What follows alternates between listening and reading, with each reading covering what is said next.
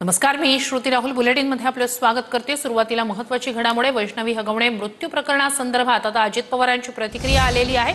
या संपूर्ण प्रकरणी पत्रकार परिषद घेऊन बोलणार असं अजित पवारांनी स्पष्ट केलंय। तर अजितदादा यांच्या हस्तेच फॉर्च्युनरची चावी देण्यात आली होती आणि या प्रकरणाशी दुरान्वयही संबंध नाहीये असं अजित पवारांनी म्हटलेलं आहे।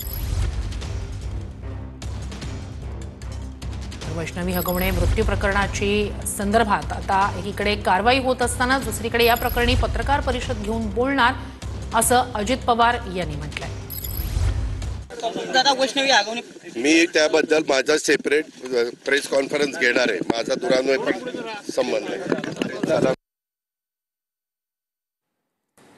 दादा, वैष्णवी हगवणे मी त्याबद्दल माझा सेपरेट प्रेस कॉन्फरन्स घेणार आहे। माझा दुरान्वय पण संबंध आहे।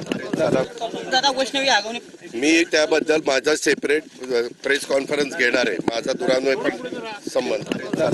दादा, वैष्णवी हगवणे मी त्याबद्दल अजित पवारांची ही पहिली प्रतिक्रिया। राजेंद्र हगवणे वैष्णवी हगवणे मृत्यू प्रकरणी सासरे राजेंद्र हगवणे अजूनही फरार आहेत। त्यांचा शोध सुरू आहे। राजेंद्र हगवणे ज्या राष्ट्रवादीचे पदाधिकारी त्या राष्ट्रवादीच्या सगळ्या पदांवरून आता त्यांची हकालपट्टी करण्यात आलेली असं पक्षाकडून सांगण्यात आलंय। दुसरीकडे याच संदर्भात अजित पवारांना विचारलं असता त्यांनी दिलेली ही पहिली प्रतिक्रिया।